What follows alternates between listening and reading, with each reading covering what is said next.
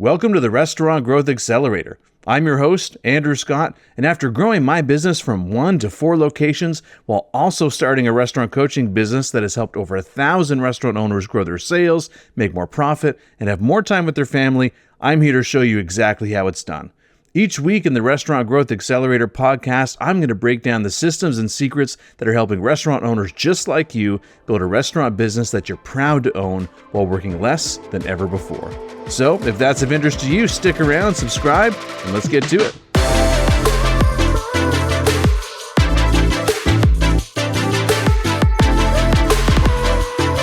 Hey everybody, welcome back to the Restaurant Growth Accelerator podcast. I'm your host, Andrew Scott.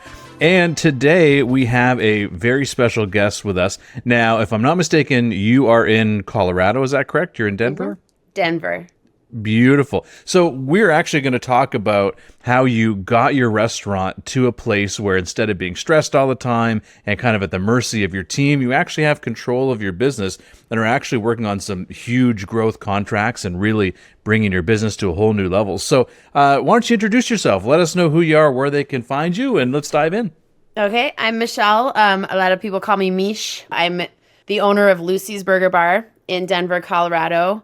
I'm originally from Minneapolis, Minnesota, and my restaurant is basically based around the Juicy Lucy Burger, which is a Minnesota famous delicacy. It's a cheese stuffed burger, and I just wanted to bring a little chunk of Minnesota and put it in Denver.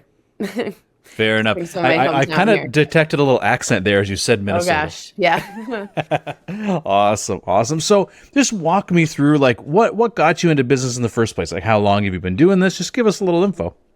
We've been open for 3.5 years. And before that, I had been a full-time artist for a long time.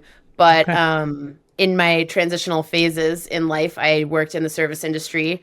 I was a bartender, a manager, and even back when I was 15, I guess I was like a busser at a 50s diner, and I did a little dishwashing, kitchen prep, stuff like that. So I've moved around different roles in hospitality, and I knew I always wanted to own my own place someday. And like I said, I really love my hometown, and I also really love living in Denver. So this was an easy way to kind of just bring a little bit of that culture here. Okay, well, that's awesome. And you know what's so interesting is that a lot of us get our starts really, really young. And because I was going to say, like going from artist to restaurant owner is a pretty different business. But going through it, like I started when I was 13. Like I don't even know, like I got paid under the table. I don't think it was legal to hire someone that young, but that's how I started. I started working in summers and basically worked my way up through different places too. So I was just in it for the poodle skirt. Fair enough. I can confidently say I have never worn a poodle skirt, so I cannot share the same thing. But that's awesome. So let's talk a little bit about what your first few years of business was like for you. Obviously, when we met, you were struggling with the staffing side, but just go back a little ways. Tell us what was life like? What were some of the struggles? What are the things that were going on? Well, it was really exciting. We opened in August of 2021. So that's when a lot of stuff was like reopening. And there was, a lot of time before that, a big gap of time where nothing was open. And I was building my business at that time. Like I was perfecting it. I was getting, my space. I was getting my loan. I was like just getting prepared, doing all the legal things, the contracts, getting the menu together and so on. Getting all my reps and that kind of stuff. And in that time, we were lucky to get the word out, really get the word out. And so we opened with kind of a big, huge blast, and it was really fun. And like I said, it was exciting, stressful for sure. Lots of tears, lots of fun stuff too. But it was a big, huge blast of energy, basically, when we opened. But with a lot of support too. We had a lot of support from the neighborhood and people in the industry and stuff like that. So that was really awesome. Yeah, it's a really interesting time to open up too, right? Because at that point in time, things were reopening. So all of a sudden you had this rush of people, and they were looking to get out and they were looking to spend money. But at the same time, there was a lot of labor issues that came with that.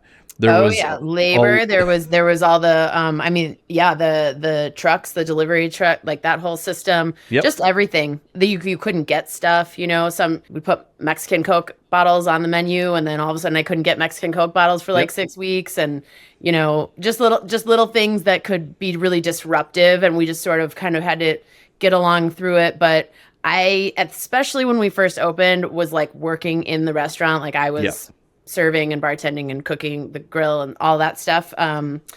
Just whatever I had to do. And I mean, it was fun. I love this. I love this industry. I love hospitality and all of that. So I enjoyed it along the way. But But at what I'm point human. did I'm you? human. I need sleep. I need water like other Yeah, people do. So it was a lot. And I think I was kind of built for it. I had been ready for, getting ready for this my whole life in a sense. So yeah. So let me ask you, at what point though, because we all start off that way. You all start off, when you get your first business, you're in there, you're excited, and it's all this energy, and you're running off adrenaline for months, and then you're like, if there's a problem, you're like, no worries, like I'm here, I can solve it, and you make it through. But then a lot of people that start and get into the restaurant industry think that will eventually go away, and that some of the problems they're encountering and the heavy work hours they're doing, it'll just eventually get better and go away. But then what I want to know from you is what point did you kind of realize that that's not what was happening? It took a while because I think we did have a lot of skills and charm and luck, but it was right around our 2.5 year point that it was getting tired. Like I felt like I was treading water, at times. There was just like, I knew I needed an outside perspective. I had tapped out my ideas and I was getting tired. And, I don't think of my best ideas when I'm tired. I think of my best ideas probably more when I'm refreshed, relaxed, and inspired by having enough time to go, to other people's restaurants or go on a trip somewhere and then eat an entirely different kind of food regionally and things like that. And there was no time for any of that because I was just too busy working in and trying to work on, but more working in my restaurant. So 2.5 years is when I was reaching out actually to a couple different systems. This was Ownershift was not the first system that they actually reached out to me and I made appointments with other places to kind of hear their pitch of why they could help me take my restaurant to the next level, and all the different sales pitches. And then I saw Ownershift and it just really resonated with me. I know you didn't ask, but there was just a few things that really resonated with me about your materials. And there was a animated drawing of a guy with a blindfold about to like walk off a cliff or something like that. And I can't remember, but there was so many little details to it. And I was like, that's it. I feel like that's exactly what I'm going through.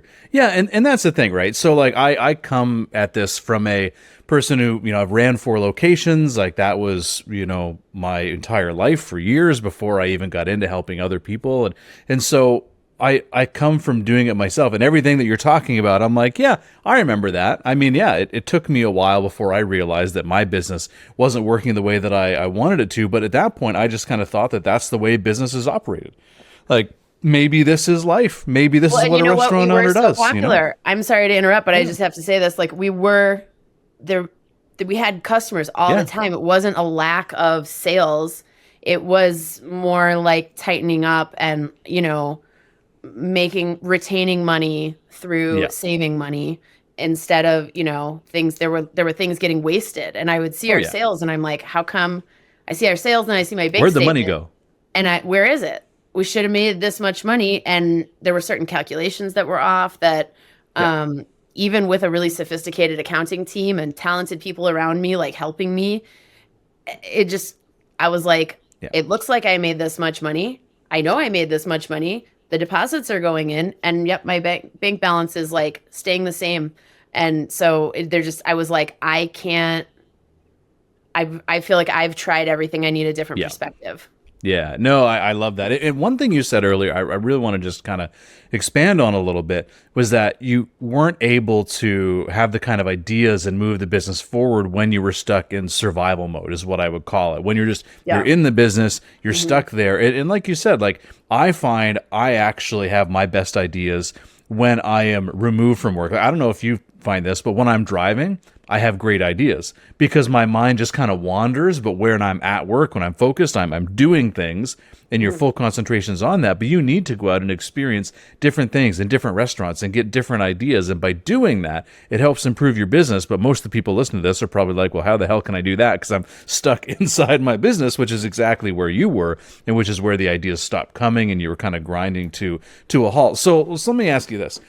What were some of the things that you found kept you in that place, working in the business, feeling like you couldn't leave? Or, like what were some of those things that kind of kept you there? What were some of the issues going on? And let's talk about that.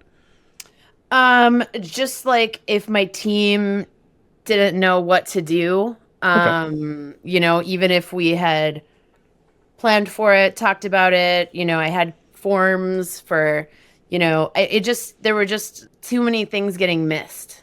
Mm. So you felt like you had to be there, otherwise balls were getting dropped, things weren't happening. Yep, I felt like it was the skill level that I was attracting wasn't good people, nice people. The people of the experience, the amount of experience that the people had that I was attracting, it was more. It wasn't there. It wasn't the same level of experience and knowledge of the people that are.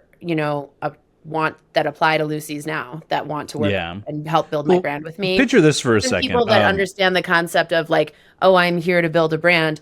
Other people think, the people I was attracting were kind of more like, I'm going to clock into my job.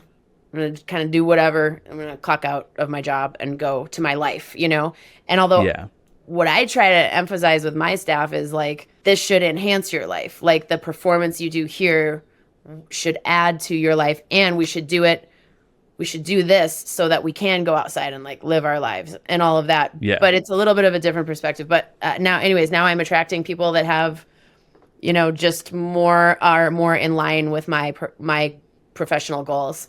Yeah. Well, think of it this way.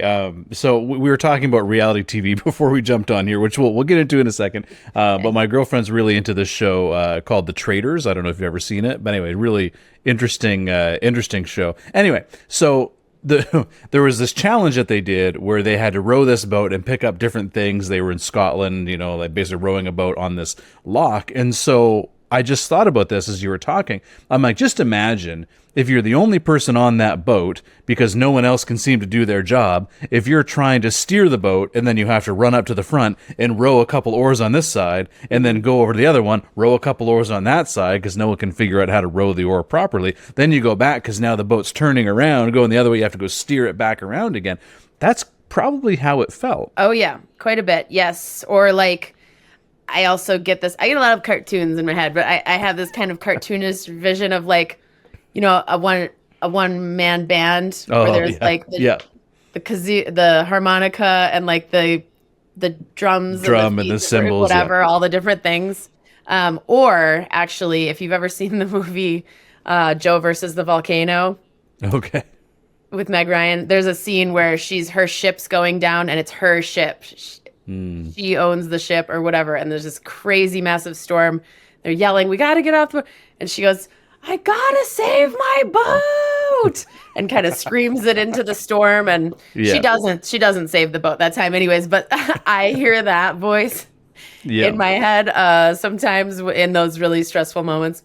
I don't hear that much anymore, but that was one thing that would kind of a touchstone for me. Yeah. And I think a lot of people go through that as restaurant owners, especially first-time restaurant owners, especially in your first few years. It's that you're doing all the things and you're providing a good customer experience, and a lot of people will have the business that comes in, or at least some of it. And then they're trying to figure out, well, how come nobody can do the things that I want them to do as good as me? So they feel like they're the ones that are basically have to be there. And then you're also looking at the bank account going, where the hell's the money?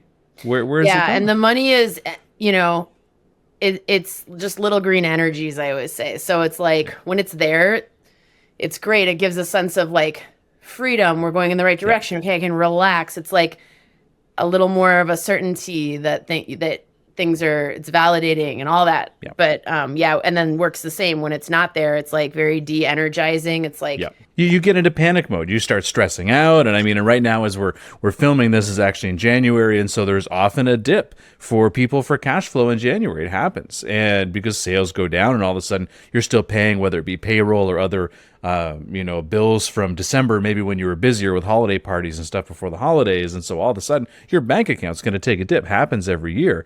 And then eventually it goes back because then your revenue starts to ramp up a little bit more, but you're then paying expenses from a much slower time when there were less.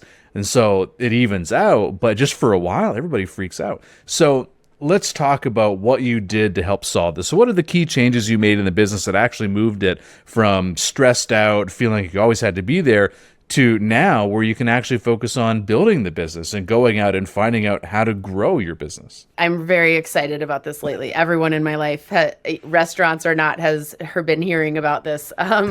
So, the systems, it's all about this, the SOPs, like getting everything in writing is like it. If it's not in writing, it doesn't exist. That's Okay. what I've learned. And we did have things in writing, so then it's like, well, why aren't these working? So it was having them in writing, but then we went back and we updated all of our systems, our training systems, our even especially, I think, how I said we're attracting more skilled, more highly skilled, knowledgeable people to our team. I think that's because we went back and we rewrote the ad, and then we rewrote it like a couple more times, and it's like ever since now this final copy that we've landed on, and we'll update it again at some point, I'm sure. Just some of the turns of phrase that we used just really attracted people that, our other ads weren't attracting. Yeah. Well, let's talk about that for a second. Like, what would be an example of that? What's one thing that you might have changed that you found gave you a different result?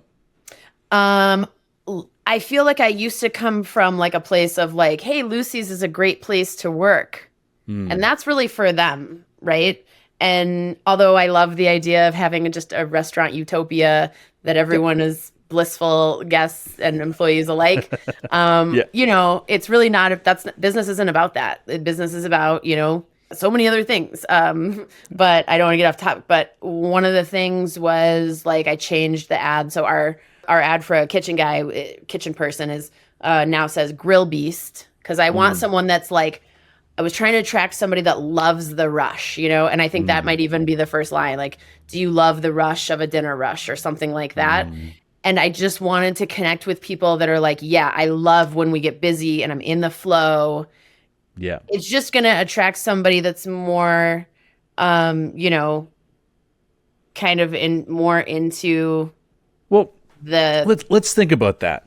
Let's look at a person that you are trying to hire being the grill beast, someone who loves the rush, who's in it and they want things to be busy, versus what some people might have. And a lot of restaurants might struggle with somebody who underperforms or doesn't put in the required effort. So someone who's like, hey, I don't want to put in as much effort, I don't want to do quite as much work. Are they going to apply to a job ad that says Grill Beast, where they love the rush and it's busy all the time? Are they going to call themselves a beast? Is that going to be a word that they find flattering, Because that's what I'm looking for. I'm looking for somebody that wants that. That's like, yeah, that's me. I'm a beast. Like I could just say I'm a beast behind the bar. I'm like two people behind a bar when I'm bartending. Like every place I've ever worked, I love it. I'm like, yeah. And so I was kind of like, how can I get other people where their flex is that they love to accomplish things, they like to bring more. And so you're speaking to a different person when you do that, right? Yeah. Versus, there's a lot of job ads I see and it'll say like, oh, you must be prompt, must be on time, must be able to lift 50 pounds, must, and then they did list all these things, must smile. And what that tells to someone reading it is like, oh, you're saying that because the people you currently have don't do that. And so, like, is that the place where I want to work? Whereas, and that stuff is so easy to fake, isn't it? Yep, I can smile. I can be on time, at least for my interview.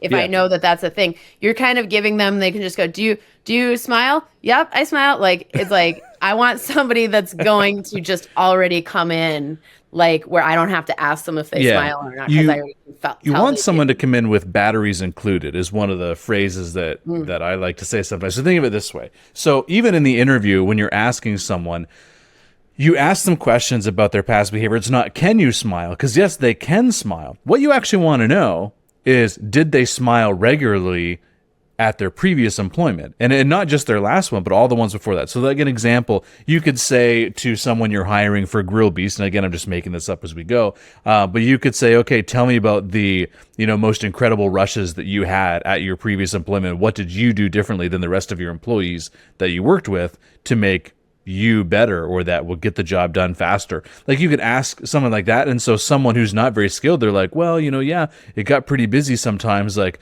we handled 10 tickets an hour, and like, that's not busy. So, you know what I mean? It's like that you could have them say that, and they say, well, I just did what everyone else did. So you then kind of know, like, okay, this isn't someone who's vastly different from the other people. Whereas you could have someone come in, they're like, oh, we were this busy and we handled this, and I found that the way we were structuring it wasn't the best, so I changed it to this way, and we were able to like double our output. And basically they always made sure that on Friday nights I was on grill because I was the only one who could handle the efficiency. And so like there would just be a lot more depth to that answer. Do you know what I mean? Mm-hmm. So being specific in not only who we're attracting, but then when we're interviewing people, we want to make sure we're finding out, hey, is this person the person that has done this in the past? Because you don't want to, like, we can train anyone on anything, but the question is, do you want to take that much time, right? Mm-hmm. Is that the effort that you are willing to put in? And for some businesses, that is great. But for some people, especially for some more skilled positions, we want people that have already been there and done it, and they're graduating up to this job. Not where it's like their entry level and we'll train them from the bottom, So it's all about how we attract the right people, and then who we let in the door. And then from there, we have our training processes to then take it and make it even better. So I love what you were saying there. And I think so many people don't have that in mind. They're just trying to speak to everyone and speak to someone who will. We're trying to get to the end result. I want the people that are already trained in doing it right now, right? Yep. And then we got to kind of like go there and then like work in reverse. So in order to have that happen, the training systems have to be in place and thorough. And then in order to have somebody that you're even training, like we do a stage shift before I hire anyone. So we always do that. Before that is the interview. Before that is the application. And before that's the job ad. So exactly. It's like that's the first seed of it, I think. Yep. And yeah, it's just been amazing. Like we have really been... It's like we're there now. And so it's good stuff. And I will say for the training materials too, like we had them, and actually like my coach, Dave, said when we first like looked at like what we have already, he was like, wow, this is like really good. And I was like, check. And then, not really, like that was just now the entry to like the next thing. But it's a great starting place. Yeah. We did. And I think that like I didn't look more closely as that being an area of concern for like my final bank account or whatever, because like I didn't see the connection because we had it, and it was good. Like it was good. It was thoughtful. It included everything. But for example, it would say like, it was a checklist. It was an outline. It wasn't really like all the details of it. So it would say maybe like, toast POS /handheld. Yep. And it wouldn't say what to do with it. It would just say, so then that's when but then I would have to do it all. So I couldn't pass those materials on to anybody else and say, hey, can you train this, and guarantee that the discounts, the, like the price adjustments, transferring tables, combining checks, like, transferring whatever. All that stuff needs to be talked about. We need everything. And so you just had this one little line item there, so we had and it was the actually like topic 20. of like what they need to be trained on, but we didn't have it detailed. So now I'm getting pretty detailed with the story, but my point is, now that it's more detailed, I mean, these materials are so good. I can literally hand it over to my, a coworker, and they can basically it's a 6-page, now it's 6 pages instead of 1. And they can just read it with them, like read it. And then there's a place for them to both check off their name, whoever's training them, me, a coworker, whatever. And yes, this story already, but I did this got really put to the test. So we developed these materials. I think we got finished with them around August or so. And we had a pretty solid summer staff. And then even going into fall, I had a group of friends that worked there together. And then, as we all know, and probably have done or been in these groups ourselves, you work there together, and then sometimes people leave and they leave together. So I had a group of employees leave at the exact same time. And there was just many things already going on this week, as there always are, but it was first week in December. I was supposed to be going out of town in a few days. Always when it happens, right? And it was just like a lot going on. The holidays, we had a big holiday party event thing happening there. So there's just like a lot going on every day. And these guys all, put in their notice at the same exact time. And so I had to get like an entire new front of house trained in at once. My restaurant's not that big. So, a group of people leaving made a pretty good dent in the staff.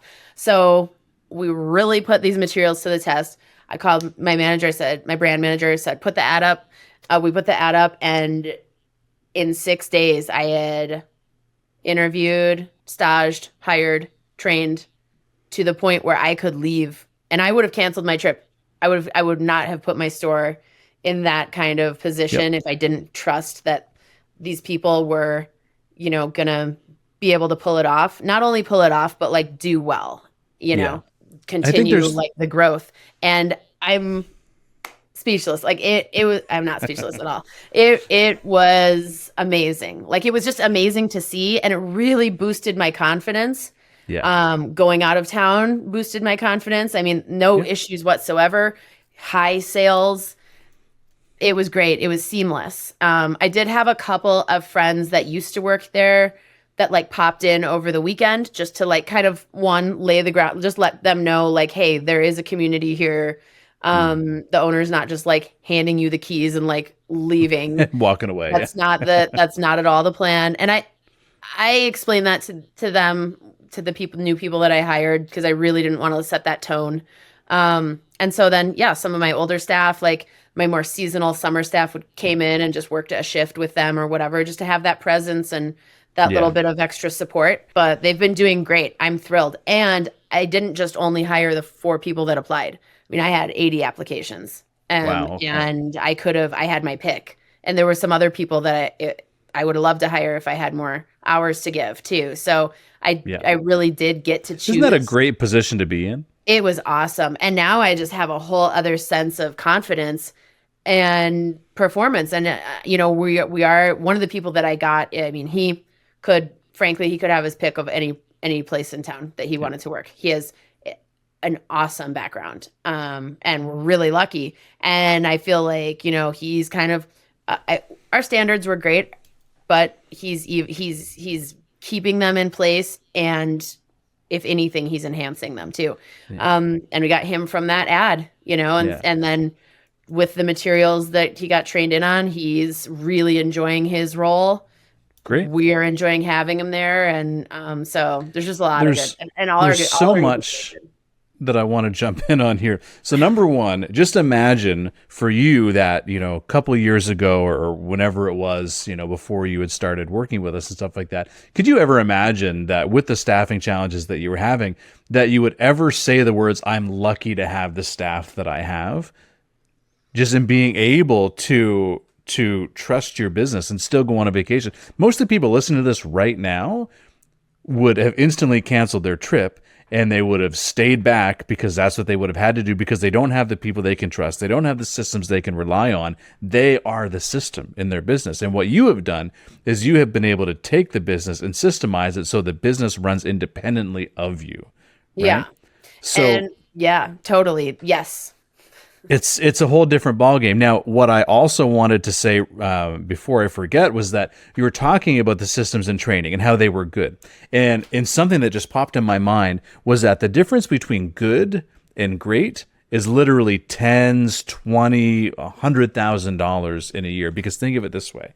So the difference in between saying, hey, toast POS or handheld or whatever, the difference in between that and then someone not knowing how to do a function that they need to, all of a sudden, maybe they transfer a check the wrong way. Maybe someone doesn't end up paying. Maybe like all of those things start to add up. And then multiply that by all the items that you serve. Multiply that by even your front of house standard. Maybe your steps of service aren't followed properly. Like that adds up to tens, if not more thousands of dollars when we start to look at the implications of that. And not only that, what costs even more is that when we have employees to come in, most people don't understand it, but it costs us about $1,500 an employee to bring them in because number one, you got to spend the time to, pay Indeed to get the people in, to get the applicants. And then you've got to take the time to interview them. Well, your time costs something or your manager's time costs something. And then you're bringing them in. Not only are you paying someone to train them, you're paying them while they are being trained and then they make mistakes.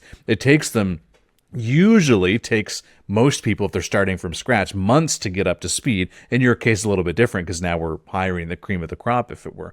But it costs us a lot of money. And then someone turns over at 3 months, you're negative for having done that, right? People only start causing an ROI on your efforts there after like 6, 9, 12 months. Like that's when you start to make money back from their efficiency in a lot of cases. And so the difference in between good and great in all of these things, people say, oh yeah, I hire, I have questions that I use. Oh yeah, I have a job ad that like works decently well. I have decent training. Well, the difference in between good and great is a shit ton of money per year. And a lot of people don't understand the difference in between that because it's good enough does not get you to great and does not get you to the profit margins that you want and the ability to grow the business like what I know you're doing right now. So walk me through a little bit more about, some of the things and some of the adventures you're on right now growing Lucy's and what that looks like for you over the next, 6 to 12 months. Hey, real quick. What if you could identify thousands in hidden profits,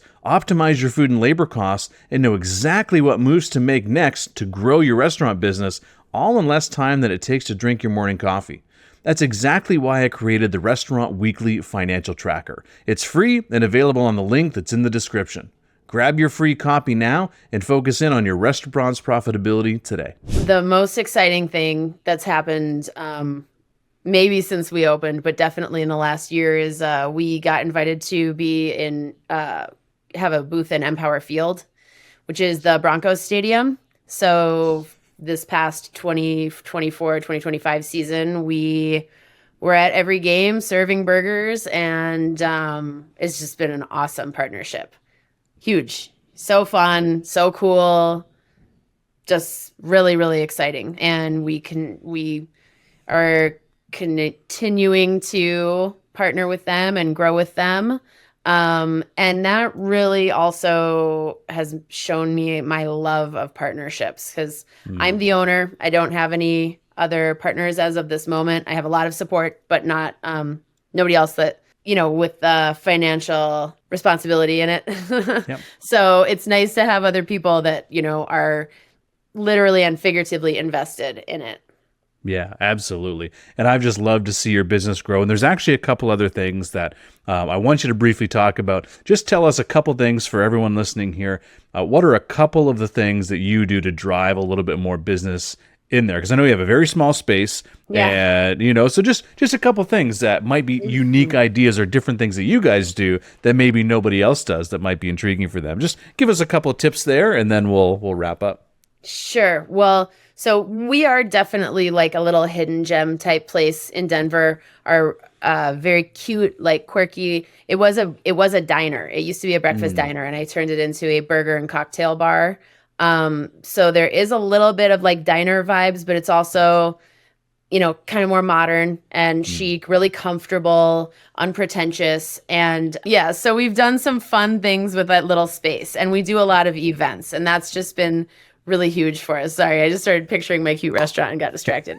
But something that we do is we do Oyster Day for every first Saturday of the month. I have a personal affinity for oysters. And there's this one amazing oyster shucker that I have just followed around town for years wherever he does an event. And so about a year and a half ago, he started doing events with us. We are also expanding to have like other oyster shuckers come because he has some events that he has to do sometimes.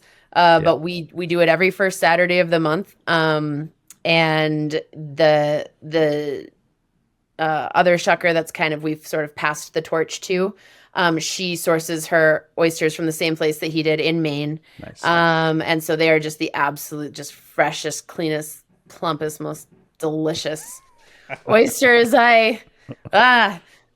Amazing. Anyways, so that's kind of one of the main things we started doing. We also started doing bingo on Mondays, which is just the most old-fashioned, just surprisingly fun thing we could do. It's very popular. It's like a hoot. The games are like 10 minutes long, so you don't have to stay for the whole, it goes from 6 to 8 on Monday nights. You don't have to stay for the whole thing. You can play a game while you're eating your burger. Super fun. It's free to participate, and it's just brought a really fun, Nice. quirky, lively energy. We do 2-for-1 burgers on Tuesday nights, 2-for-1 Juicy Lucy's. So it's a really great deal for like a date night, or family to come. And if you try us on, Tuesday's not everybody's favorite night to go out necessarily, but it gives you a chance to like come and try us and check us out, and then come back on the weekends and get cocktails from us and stuff like that. And we've played with like a few other fun events. We've had a comedy show there before. We have a tiny little stage that hooks into the wall, and so we've had go-go dancers, we've had like 3-piece bands and speakers and stuff like that. But so that's been a really fun aspect of so Lucy. Always something new and interesting happening to keep the attention there, keep people coming back. That's one of the things I love, just kind of hearing some of the ideas. I know you mentioned there's like a reality TV night as well. Oh, that's right. Yeah, we were hosting Vanderpump Rules last year every Wednesday. So yeah, and then we were serving pumptinis, which is like a famous drink from that show, and yeah, just fun, good old neighborhood, fun, relaxed, just a little respite from the crazy world. Yeah, no, that's awesome. So as we end up here, what is one thing you would say to restaurant owners that are out there right now experiencing the same kind of struggles you were, feeling chained to their business, like they couldn't leave, they couldn't trust people? What is one thing that you would recommend to them to help them get into a similar place to where you are now? Systems. I can't say it enough. Just getting your systems in place, in writing, in detail. When you think you've got, do a bunch of drafts of it. Do a draft, and then before you like finalize it and send it to, the printers, go work a shift, and then like have it with you, and then be like, oh wait, I also have to add this to it. So I would say don't rush it. I'm the tortoise, not the hare. It really works for me. Just, you want to be on top of it, but like you want to give it a little time. So I make a version of it, and then I would go work for a day or two, and then I'd be like, oh, we got to change this, change that, or whatever. So it really did take some time to put together. It's not something that like happened in one weekend. It probably took a couple months to do it, really. But now that it's there and it's in place, I can tell you right now, right as we're talking at my store, a new guy is getting trained in by that other awesome guy. And I'm here with you guys. So, I'm not worried. I don't feel like, oh, I have to be there when the training's going on. I can be doing other things that help expand, grow my business. It's a good experience. I've been enjoying being on this podcast, and there were times where it would have been more of a struggle to just be able to take an hour and go do this. Yeah, absolutely. Okay. So where can people find you? How do they come and visit you? We're Lucy's Burger Bar on Tennyson. We're in the Berkeley area of the Highlands in Denver. Lucy's Burger Bar on Instagram, and Lucy's Burger Bar on Facebook, and www.lucysburgerbar.com on the web. And we are on a few different food apps, actually. So for anyone that is in Denver or coming to Denver, there's some really good deals. We're on In Kind, which is a cool food app. We're on Offline. I think that one's just $15 off your check. That's a really good deal too. Oh, fair enough. And we just started with one called Seated, Seated, Seated. So those are awesome ways to like come and try us out for the first time, get a good deal, and bring a friend and just come have a good time with us. Have a Juicy Lucy. Have a Juicy Lucy for sure. Awesome. Well, thank you so much we have vegan, vegetarian, and gluten-free options. So bring your vegan friends too. Awesome. Well, thank you so much for being here. I know everyone is listening and probably seeing themselves a little bit in your journey and wondering, how do I get to that next step? So thank you for sharing what you did, and I can't wait to see what's next in the future. Thanks, Andrew. I've enjoyed being on here. All right, awesome. Thank you, guys. Thank you.